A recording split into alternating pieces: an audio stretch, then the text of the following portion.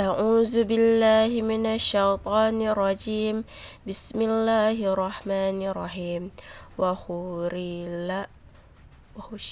وحشر لسليمان جنوده من الجن والإنس والطير فهم يوزعون حتى إذا أتوا على واد النمل قالت نملة يا أيها النمل خلوا مساكنكم لا يحطمنكم سليمان وجنوده وهم لا يشعرون فتبسم ضاحكا من قولها وقال ربي أوزعني أن أشكر نعمتك التي أنعمت علي وعلى والدي وأن أعمل صالحا ترضاه وأدخلني برحمتك في عبادك الصالحين. Shadaqallahul azim. Yang berarti, dan untuk Sulaiman dikumpulkan bala tentara dari jin, manusia, dan burung. Lalu mereka berbaris dengan tertib. Hingga ketika mereka sampai di lembah semut, berkatalah seekor semut, Wahai semut-semut, masuklah ke dalam sarang-sarangmu, agar kamu tidak diinjak oleh Sulaiman dan bala tentaranya, sedangkan mereka tidak menyadari. Maka dia, Sulaiman, tersenyum lalu tertawa karena mendengar perkataan semut itu.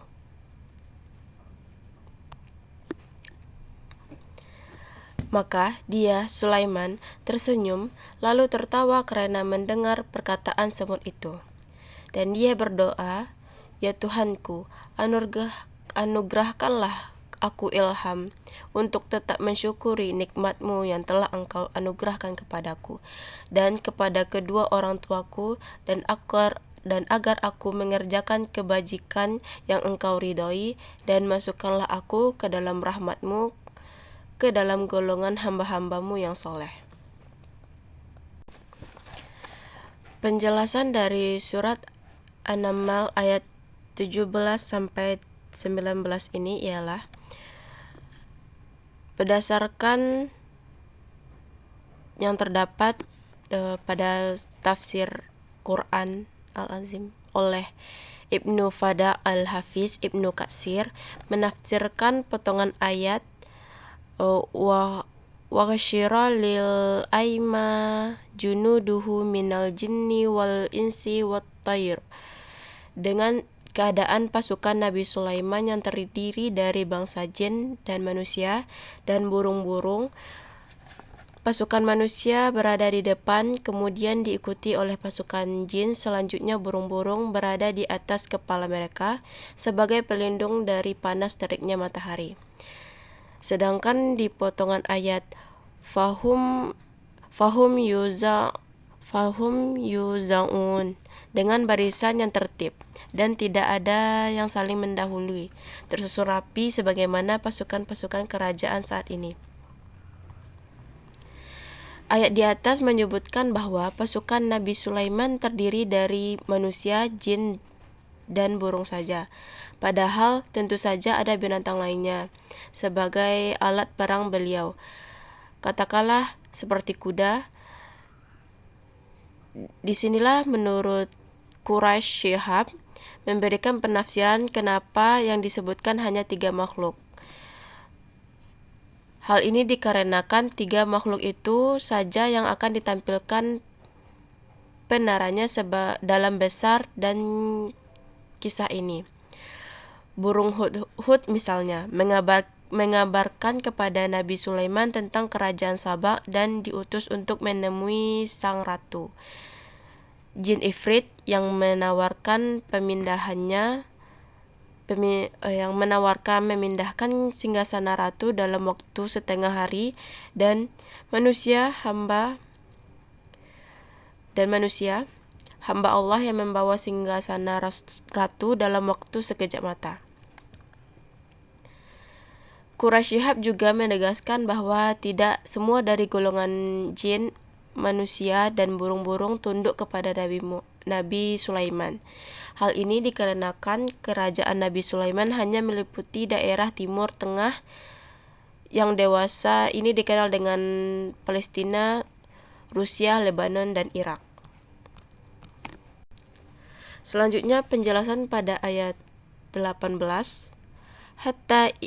Hatta idza atau ala wadi namal. Yang dimaksudkan dengan wadi namal adalah lembah yang banyak dihuni oleh semut. Dalam beberapa tafsir, di antaranya tafsir Ibnu Baris, dikatakan lembah semut tersebut berada di daerah Syam atau mungkin berada di Hijaz. Menurut Asy-Syibai, qala sanamlatu. Yang dimaksud dengan ayat ini yaitu mempunyai dua sayap. Semut itu mempunyai dua sayap. Abu Hibban dengan sederet alasan yang dapat dibacakan dalam surat Al-Khatib, dalam tafsir Khatib, "Hai semut-semut, masuklah ke dalam sarang-sarangmu, masuk sebelum pasukan Sulaiman sampai di tempat ini, agar kamu tidak terinjak oleh pasukan Sulaiman." Artinya, masuklah dalam sarang dan jangan keluar dari sarang agar kalian tidak terinjak. Menurut Quraisy Shihab, lafaz ini menunjukkan semut tidak menyalahkan Nabi Sulaiman dan pasukannya seandainya mereka terinjak-injak. Kata semut, pastilah Nabi Sulaiman tidak menyadari keberadaan mereka di sana. Ayat di atas, menurut Quraisy Shihab, menunjukkan bahwa semut merupakan hewan yang hidup bermasyarakat dan berkelompok. Hewan ini mempunyai etos kerja yang tinggi dan sikap kehati-hatiannya yang luar biasa. Keunikan yang lain dimiliki oleh semut adalah menguburkan anggotanya yang mati. Jika itu merupakan keistimewaan semut yang terungkap melalui penelitian ilmuwan. Dalam tafsir Ibnu Baris disebutkan bahwa semut merupakan hewan yang memiliki rasa sosial dan solidaritas yang tinggi. Mereka tidak egois dan tidak mementingkan kepentingan sendiri. Lalu pada ayat selanjutnya, ayat 19, ada lafaz fatabassama, maka Sulaiman tersenyum. Senyum merupakan gerak ekspresif tanpa suara untuk menunjukkan rasa gembira atau rasa senang dengan mengembangkan bibir ala kadarnya. Dohika, tersenyum dengan yang disertai suara baik suara yang kecil maupun yang diledak-ledakan. Potongan ayat ini bermaksud untuk menggambarkan bahwa Nabi Sulaiman bukanlah tawa yang disertai dengan suara, tetapi hampir saja senyum beliau itu disertai dengan suara. Ayat ini juga menunjukkan agama tidak melarang seseorang untuk tertawa. Nabi Muhammad pun tertawa sampai terlihat gigi geraham beliau. Yang dilarang dalam agama adalah menjadikan hidup seluruhnya canda tawa tanpa memikirkan hal-hal yang serius. Lalu ada lafaz yang artinya dan ilhamkan kepadaku untuk mensyukuri nikmat yang telah engkau berikan kepadaku. Di antara nikmat itu adalah mengetahui pembicaraan burung dan hewan-hewan. dan bersyukur atas nikmat yang diberikan kepada orang tuaku berupa nikmat Islam dan iman. Mengutip dari kitab Al-Misbah, ayat ini tidak secara langsung membantah tuduhan negatif terhadap ibu Nabi Sulaiman. Dalam Perjanjian Lama disebutkan bahwa ibu beliau pernah melakukan Dari ayat ini kita dapat memberikan kesimpulan bahwa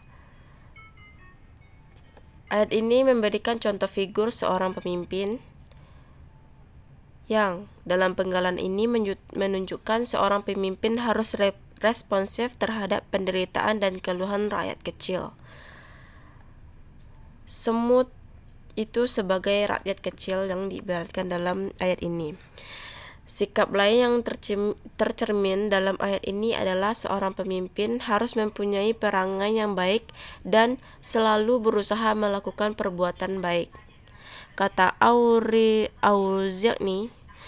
Auzi'ni yang disambungkan dengan an amal salihah menunjukkan seorang pemimpin harus selalu berkomunikasi dan konsultasi dengan pemimpin yang lain agar kebijakan yang diambil menjadi kebijakan yang baik.